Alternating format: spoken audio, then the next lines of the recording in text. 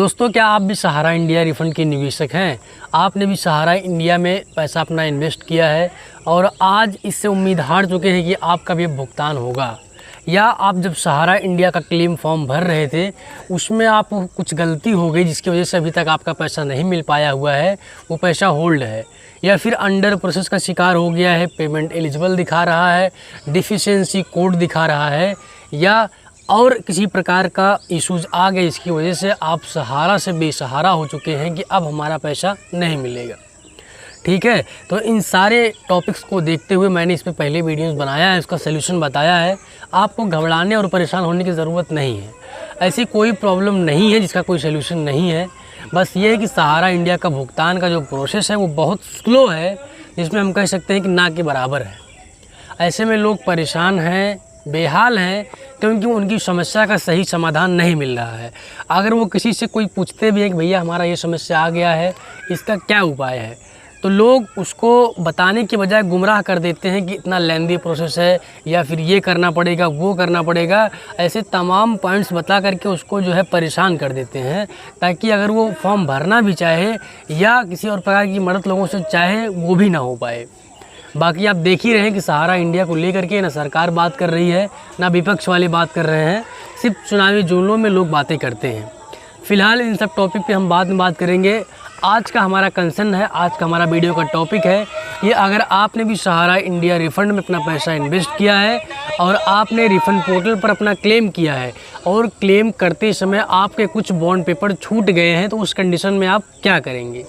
जी हाँ दोस्तों, एकदम सही सुना आपने कि सहारा इंडिया फॉर्म भरते समय अगर आपका क्लेम फॉर्म या कुछ बॉन्ड छूट गए हैं तो उस कंडीशन में आप क्या कर सकते हैं और उसका क्या क्या करने का तरीका, जिससे आपका फॉर्म सही हो जाए। क्या दोबारा फॉर्म आप उसमें ऐड कर सकते हैं या कोई और तरीका है, चलिए समझते हैं। तो अगर आपका बॉन्ड पेपर छूट जाता है तो उसके लिए 3 केस बनते हैं। तीनों केसों को हम एक एक करके समझने वाले हैं। आप बताइएगा कि उसमें से आपका कौन सा केस है और आप इस वीडियो से संतुष्ट हैं कि नहीं संतुष्ट हैं। तो पहला केस हमारा ये है कि आपने क्लेम फॉर्म जो है वो भरा, वो सबमिट आपका हो गया है। ठीक है, बॉन्ड पेपर तो छूटा है लेकिन आपका जो फॉर्म है वो सबमिट हो चुका है। अगर आपने क्लेम फॉर्म अपना सबमिट कर दिया है और बाद में पता चला है कि 1 या 2 बॉन्ड छूट गया है, तो पहला केस हमारा है। तो अभी आप क्या कर सकते हैं कि दोबारा आपको क्लेम नहीं करना। अगर आपने अपना फॉर्म भरा, कंप्लीट भर दिया, उसके बाद आपको पता चलता है कि आपका 1-2 बॉन्ड पेपर छूट गया है, तो अभी आपको दोबारा से क्लेम करने की ज़रूरत नहीं है कि तुरंत फिर से क्लेम फॉर्म भर दें। ठीक है, दोबारा से क्लेम फॉर्म भरने की ज़रूरत नहीं है और नया अकाउंट बनाकर अभी अपलोड करने की ज़रूरत नहीं कि फिर से शुरू से ऑनलाइन कर दें। ठीक है, ये सब करने की ज़रूरत आपको नहीं है, बल्कि आपको वेट करना है, क्योंकि ऐसे केस में पोर्टल खुद आगे चलकर जो है आपका फॉर्म रिसबमिशन के लिए जो है रिडायरेक्ट कर देगा, फिर डिफिशिएंसी कोड दिखा देगा। मतलब पॉइंट आप समझ गए होंगे कि अगर आपका फॉर्म आपने भरा और वो क्लेम फॉर्म सबमिट हो गया है तो ऐसे केस में आपको दोबारा अप्लाई नहीं करना है या फिर नया अकाउंट ऐड करके दोबारा फिर से फॉर्म नहीं भरना है, बल्कि आपको वेट करना है। ऐसे केस में सहारा इंडिया रिफंड का जो पोर्टल है वो खुद ही आपका फॉर्म रिसबमिशन चला जाएगा या फिर डिफिशिएंसी कोड आ जाएगा। तो आपको घबराने और परेशान होने की ज़रूरत नहीं है, बल्कि वेट करने की ज़रूरत है। अब ये पूछ रहा है कि रिसबमिशन और डिफिशिएंसी हमारा कब आता है, आपके दिमाग में आया होगा।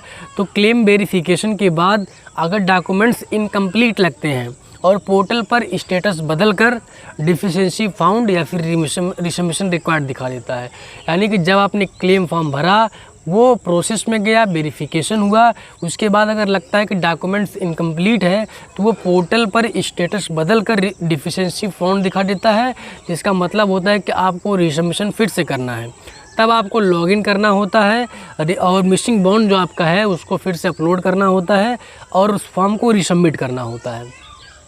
तो पहला केस हमारा यही है कि अगर आपका फॉर्म छूटता है तो आपको दोबारा अप्लाई नहीं करना है, नया अकाउंट नहीं बनाना है, बल्कि वेट करना है। अगर आपका फॉर्म गलत है, आप जान ही रहे हैं कि आपने कम अपलोड किया है, आपका फॉर्म रिजेक्ट हो जाएगा, डिफिशिएंसी दिखा देगा। फिर उसके बाद आपको रिसबमिशन पोर्टल पर लॉगिन करके फिर से अपना बॉन्ड पेपर अपलोड करके फिर से सबमिट करना है। ये हमारा पहला केस होता है। ठीक है, अब दूसरा केस हमारा ये है कि क्लेम फॉर्म अभी आपने सबमिट नहीं किया है, मतलब भरा तो है बट आपने अभी क्लेम फॉर्म अपना सबमिट नहीं किया है।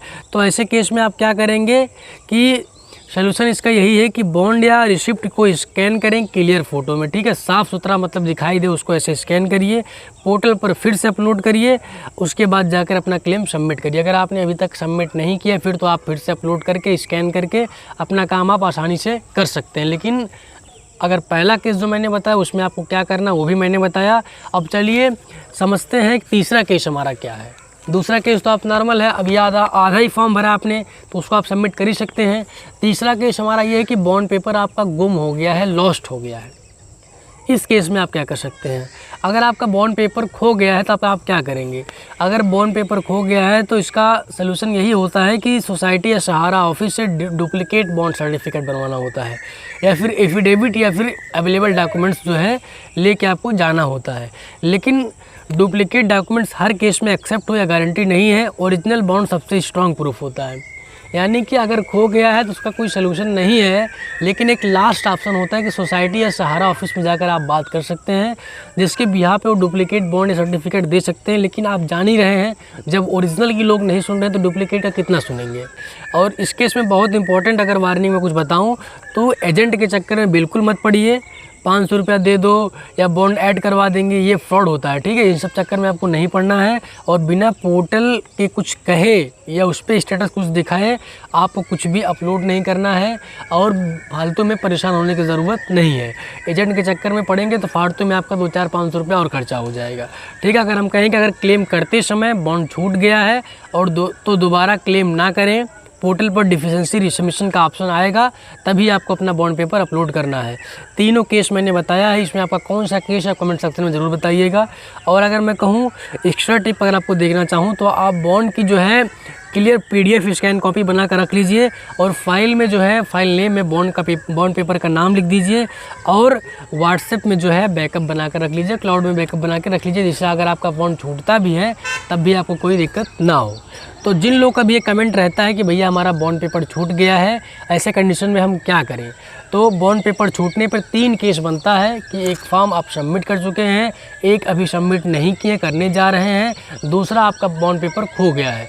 तो तीनों केसों को हमने अच्छे से एक्सप्लेन करने की कोशिश किया है और बताया है कि आप किस कंडीशन में क्या करेंगे। तो उम्मीद है इसको आप अच्छे से समझ पाए होंगे।